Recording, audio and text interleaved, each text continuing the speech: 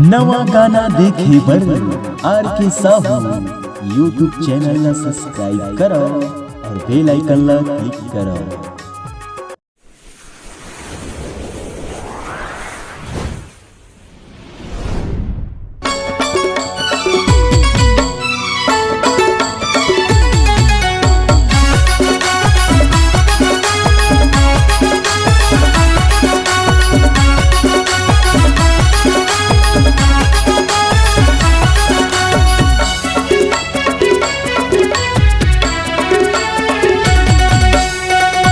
वो इस कुटी वाली काहे काम तोर वो काहे काम तोर ना हेगा मैकेनिक बाबू सर्विस कर देगा, सर्विस कर देना।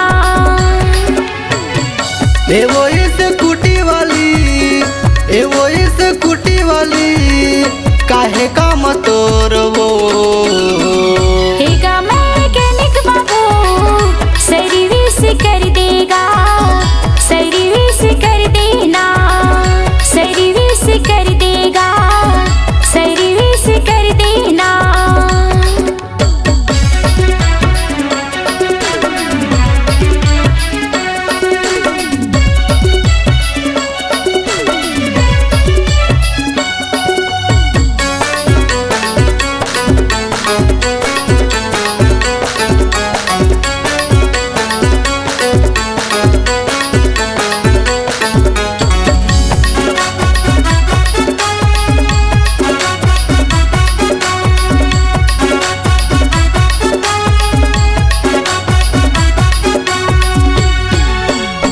महीना अब 6 दिन ले वो चले हवे तोरे गाड़ी हा ना चले हवे तोरे गाड़ी हा।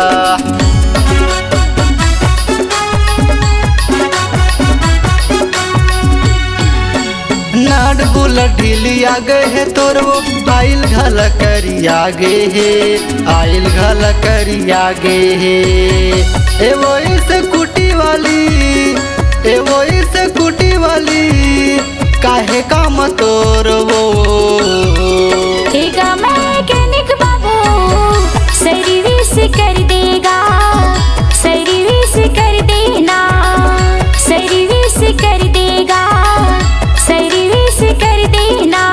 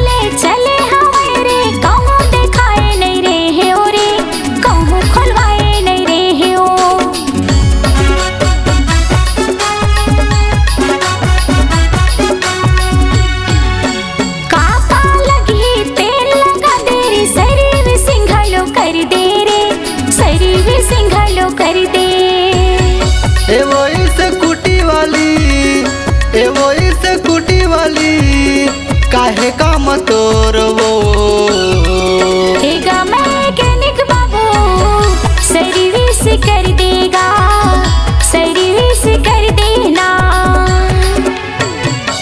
वो इस कुटी वाली वो इस कुटी वाली काहे काम तोर वो हेगा मैकेनिक बाबू सर्विस कर देगा, सर्विस कर देना। आइल चेंज कर हूँ तोर सर्विस कर हूँ तोर सर्विस कर देना, सर्विस कर देना। आइल चेंज कर हूँ तोर सर्विस कर हूँ तोर।